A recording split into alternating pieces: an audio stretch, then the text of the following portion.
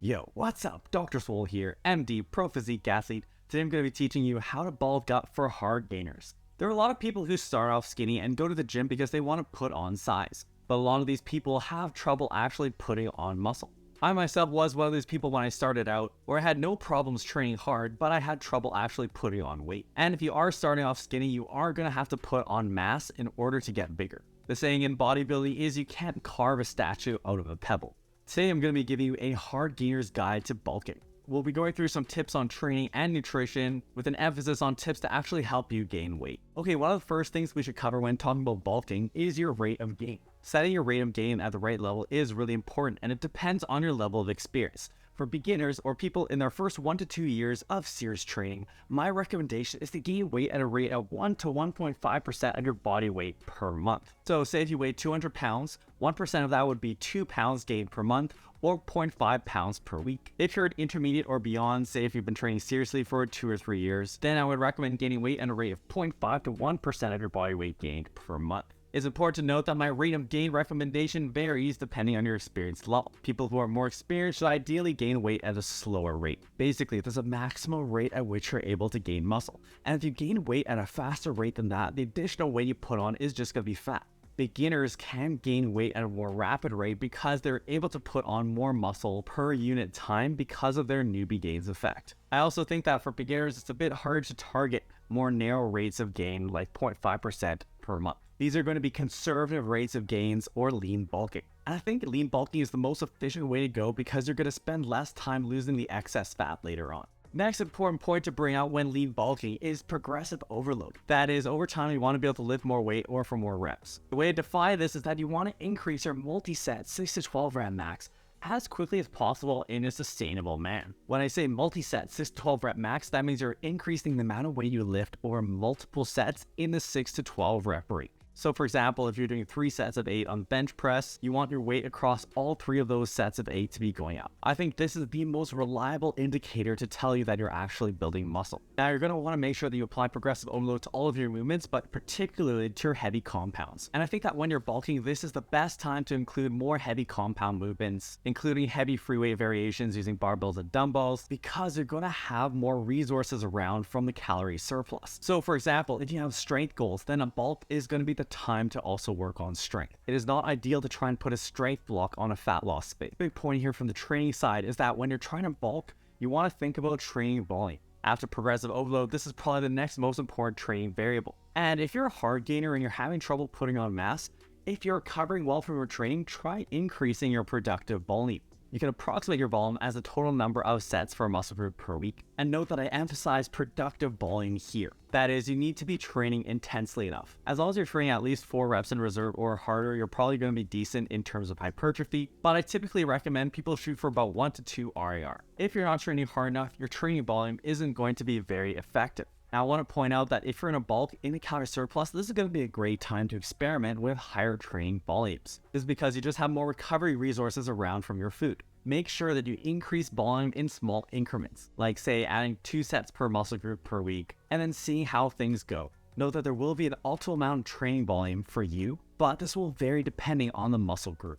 And it will also depend on your training status. So you really do have to experiment with your training volumes and see them as an ongoing fluctuating number that you tweak. Going on to some nutrition tips. If you are a hard gainer trying to bulk, try out liquid calories. This is an easy way to increase your caloric density in that you'll get the same calories without making you feel as full. Note that some of the nutrition tips here I'll bring up for bulking are basically the opposite of what I recommend if you're trying to lose weight. So if you're having trouble fitting in the calories, we try smoothies, protein shakes instead of solid protein sources, juice, or even weight gainer. Next tip for hard gainers trying to bulk up is to increase your meal frequency. Adding in an extra meal can give you another opportunity to fit in more calories. I typically recommend aiming for about 4 to 6 meals per day and spreading your protein evenly across those meals. If you're a hard gainer, you may want to be on the upper end of that range. In terms of distributing calories, I'd recommend distributing your calories fairly evenly and try allocating slightly more calories in the post-workout window. Now, another bulking tip, which goes hand in hand with our last point of increasing our number of meals, is to increase your feeding window. This is basically the opposite of intermittent fasting. You'll see that a lot of people swear by intermittent fasting to help them lose weight, and there is some validity to this, but it's not necessarily anything magical about fasting itself. Basically, when you restrict people's feeding windows, they have fewer opportunities to put in calories, and they often end up just eating less. So ultimately, it is the calorie deficit that gets those intermittent fasters to lose weight, not the timing of the fasting window necessarily itself. If you're a hard gainer trying to put on size, you can take advantage of this in the opposite. I don't think you need to be getting up in the middle of the night to fit in more calories, but you do want to try and have breakfast as soon as possible when you get up in the morning, and try to have a pre-bed meal. I don't think you necessarily need to be getting up in the middle of the night to fit in an extra meal, but I do recommend trying to have breakfast as early as possible after you wake up and try to have a pre-bed meal. Now, I get that not everyone can stomach a lot of food early in the morning, particularly if you work out first thing. So if this is an issue for you, you could try using our earlier tip of using liquid calories. So say a smoothie or a shake. Pre-bed meal is going to be another good opportunity to fit in some calories before going to bed so that you have nutrients available to you overnight. As a pro tip, I recommend having a relatively slower digesting protein source at night, as well as stacking more of your fats in your pre-bed meal. The idea is that you want to have slower digesting calorie sources so that you can drip feed out those nutrients overnight. A whole food protein source is going to take longer to digest. If you are going to go with a shake, I'd recommend trying casein, which is slower digesting than whey. And if you don't have enough calories to stack in a lot of fats in this meal, you can basically achieve the same digestion slowing effect by adding in fiber sources like vegetables. Another bulking tip for hard gainers is to add in healthy fats. Fats tend to have a higher calorie density than other macros, so you can leverage this to your advantage to try and pack in more calories by layering in some fat sources. Now, often a lot of people will try and dirty bulk, where they use a lot of unhealthy food sources. I would recommend trying to use more healthy fat sources if possible. Some examples including nuts and nut butters. I like nuts because they're easy to take with you on the go. Fatty fish, avocado, olive oil, and seeds. In terms of unhealthy fats, you generally want to be trying to minimize your intake of saturated and trans fats. Next piece of advice for hard gainers trying to bulk up is to use simpler carb sources. You'll see a lot of health gurus telling you that 100% of your carb sources need to be whole grain, but if you have difficulty putting on mass and you're trying to build muscle, this could be one situation where you bring in some simpler carb sources. In fact, if you're trying to bulk up and food volume is a problem, that is, you have trouble getting everything down, you may actually want to deliberately moderate your fiber intake. And notice this is basically the opposite of what I recommend for weight loss, which is basically to have more complex carb sources with higher fiber intake. How much junk food is okay for bulking? As a physician, I do think it's ideal to try and get most of your calories from whole food sources, but having some balance in your life is still going to be healthy. If you're trying to bulk and you have trouble gaining weight, it may be helpful to actually bring in some more treats. I'd recommend having one treat per day of something of your choice, and to keep things under control, I recommend using the 80-20 rule.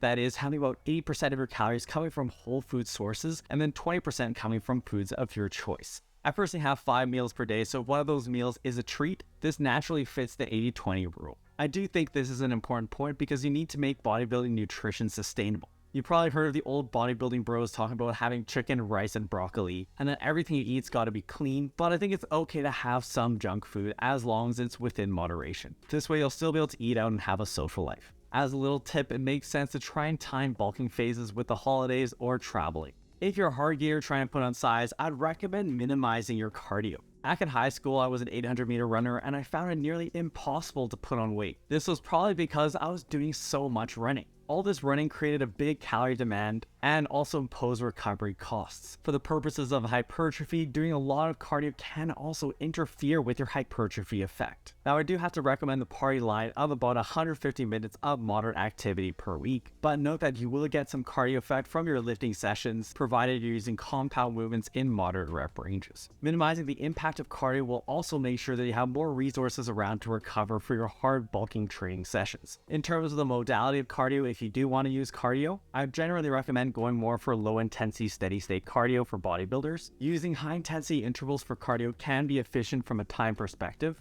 That is, you just burn more calories per minute of cardio, but it does create more of a recovery demand. So beyond the beginner level, if you're really serious about maximizing your hypertrophy gains, HIIT cardio would not be my favorite. If you are using cardio, try and separate your cardio sessions from your lifting sessions as much as possible, ideally putting them on rest days. If you are going to do cardio on the same day as a lifting day, try and do it afterwards, so you don't interfere with the productivity of your gym training session, which should be your priority if you're trying to build muscle. Now, for the other hard gainers out there, what tips do you have to help others with bulking up?